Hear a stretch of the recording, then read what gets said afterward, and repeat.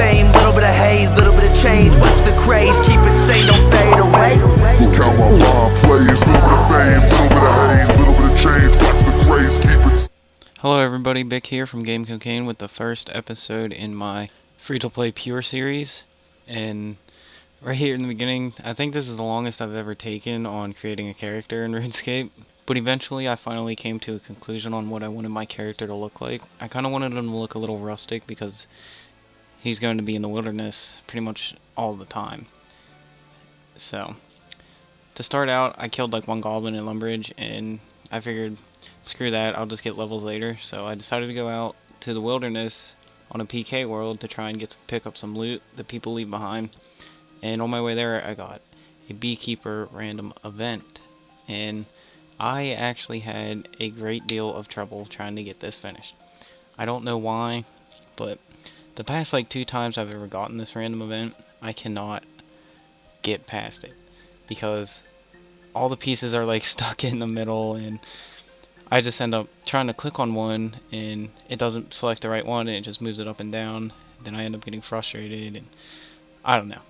But here towards the end of it, you'll be able to see I decided to actually do the random event, unlike most people now that will just dismiss the random event if they get them because they don't want to bother with them.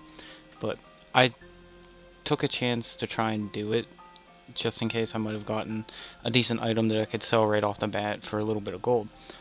But that didn't happen, so I ended up failing that, and the bees came out into the swarm, as you can see. But they actually helped me out in a good way. They brought me right to the barbarian village. At first I was a little angry until I actually realized where they took me. And this helped me out a lot. It saved me a lot of time in the beginning trying to get out to Edgeville into the wilderness to get some loot. So, kudos to the beekeeper. And out here in the beginning, this was the first decent loot pile I saw. Everything else I was just picking up random arrows and just a little bit of food because, I don't know, food's like 100 GP each for like trout and salmon and stuff. So I figured I might as well pick it up, get a little bit of cash, and this pile had a strength amulet, which was very nice. And I'm actually going to keep that one in the beginning. And then this other pile popped up right next to me, and green chaps and greed vamps. And I was so lucky to get this because there was another person right there. And I'm glad I reacted in that time. I also got 2 maple bows so far. And it's very helpful. I'm going to end up keeping pretty much most, well, not most of it, I wouldn't say that, a good deal of this loot for training later on. But from the first inventory, from my first go, you can see about 11k worth of items, including the fire runes, but I'm probably going to end up keeping those so I can train magic later on. And I ended up going back and banking all that. And I went back into the wilderness and I saw this pile of monk robes on the ground. So I picked those up, 2 sets of monk robes. I don't know why somebody was carrying 2 sets on them, but I picked those up because it'll be useful later for training. And then I noticed somebody in a fight died like right next to the hill where the monk robes are at. So me and a bunch of other people stood there and waited for the loot to pop up, and I pretty much only got some food and like a steel kite shield and strength potion, and that's not really useful for me at this moment because I'm going to stay 1 defense, so I'm just going to sell the steel stuff and probably going to end up selling the strength potion too. When I first created this account, I had the intentions of it being only a wilderness account, like completely dependent on the wilderness, stay in the wilderness at all times. But then I kind of realized halfway through the tutorial island that there is no real bank in the free-to-play wilderness. The only one that I know of right now would be the Mage's Bank, and I had to be a member to even access that, and the resource area I have to be a member for that. So I figured why not just make a free-to-play range Pure. For now at least. The future may hold something different, but who really knows? I would like to take this time to talk a little bit more about my YouTube channel. I understand that the name of my channel could be off-putting to people, but I thought at the time that it was rather clever because I feel that video games are addicting just like a drug or substance could be addicting to a certain person in real life. I do not do drugs, and I do not support the use of drugs. I just wanted to make that clear. Also, this channel will not be only RuneScape videos. I will have a wide variety of other gaming content on my channel whenever I get a higher end PC to be able to record and stream high end games like Battlefield, Borderlands, Minecraft, and so forth. But for now, the most I can record at a watchable frame rate would be RuneScape. I know it kind of sounds a little ridiculous, but it's just how my current PC is at its state.